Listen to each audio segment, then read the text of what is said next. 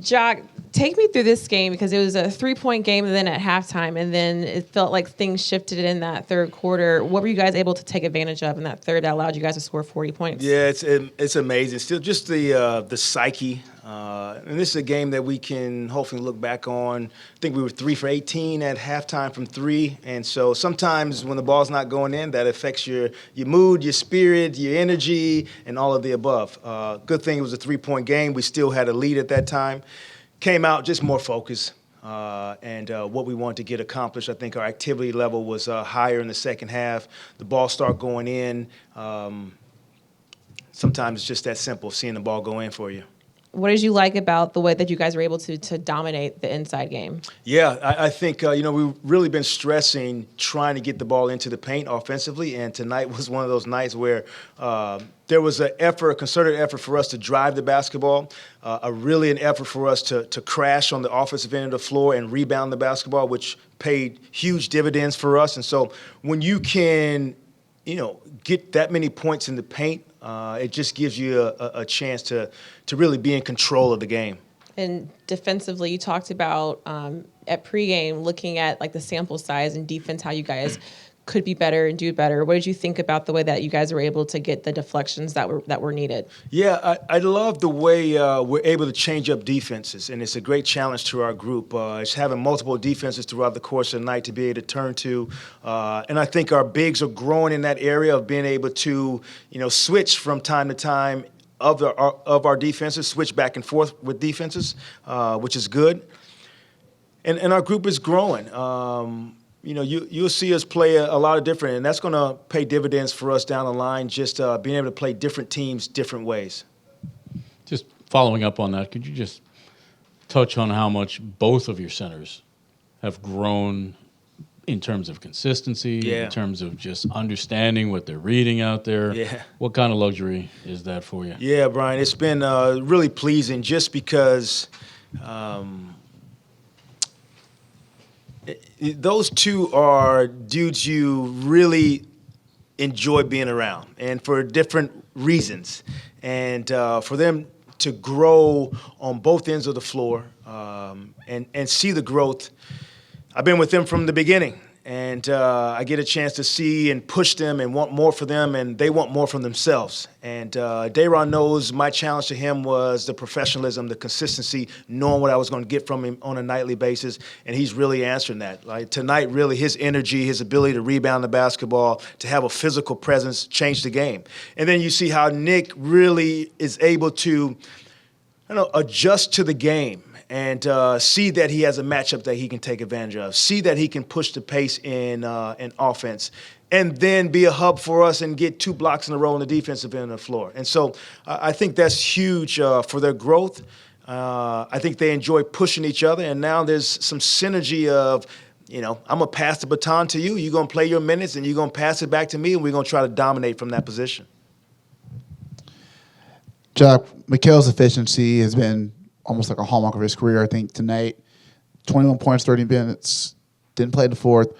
What have you seen with him being more efficient and just mastering that part of his game these last, I think, like 7 or 8 games or so?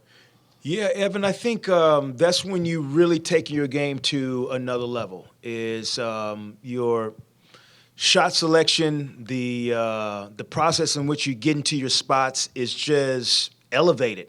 And there isn't wasted motion. There isn't wasted energy. And I think he understands when we're in the bonus, when there's an opportunity for him to drive, when he has a matchup that he can just get to his spot and shoot over. Even tonight, when he can post up and get to the middle of the paint and score over somebody.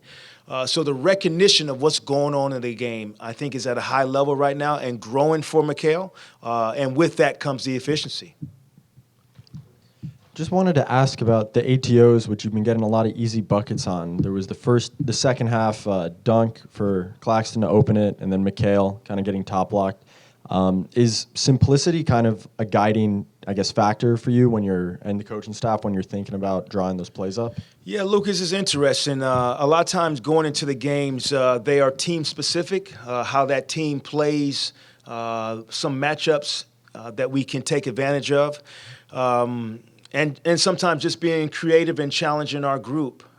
They've done a really good job of locking in and being able to execute, so you give those guys credit.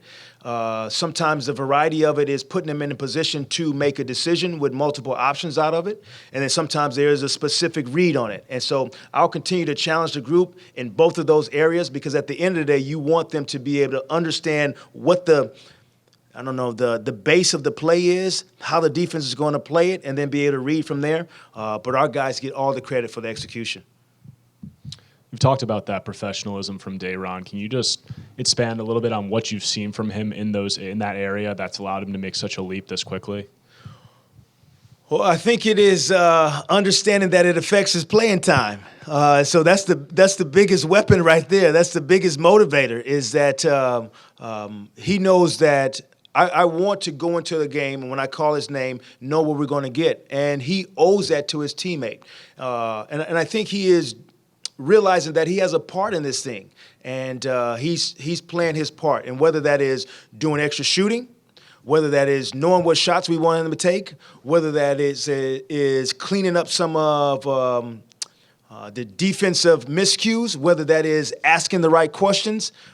Even tonight, great opportunity where we were switching. He was guarding Muscala, who was a shooter, and there was a drive to the middle of the paint, and he reacted to the drive, which we normally would want him to do, but he was in switching defense, and so he shouldn't have collapsed. But the conversation and the realization of what he was supposed to do, that conversation I probably wouldn't have had with Day'Ron 2 years ago. But that recognition shows growth and the opportunity to learn and the willingness to learn. That's all you want. On another note, Vince was in the building calling the game for Yes, and on the broadcast, he called you one of his favorite teammates. No. I'm going to take that. He is one of my favorite teammates. What does that mean to just have him back around the building and see him after playing together? Yeah, usually I don't do the comparison thing or give me your top five, but I'll throw him in my top five all-time teammates without a doubt. Unbelievable human being. Love having him around, and boy was he a heck of a player. And it's great to have him in the building. For me to see him at the table tonight, so legend. Coach, you've talked about Harry and how impressed you've been with him throughout the season, but I know the game was where it was already, the score, but for him to kind of come in and get up some quick points, what did you like about his stay ready mentality? And really, Harry hasn't played because we have Day'Ron and Nick. Besides that, Harry would play. He's good enough to play. He's good enough to be in the game. And you give him an extreme amount of credit. I mean, you really don't know the work that he does on a daily basis when you're not playing. It is and it's, you can say you do this for a living, yes, and it's great to be a professional athlete. But every day he comes in and he does his work, and with a smile on his face, and ready to dap everybody up at the beginning of the game, at the end of the game. And he's been a joy to have in our locker room. If it wasn't for Day'Ron and Nick, Harry would be playing. Okay, guys.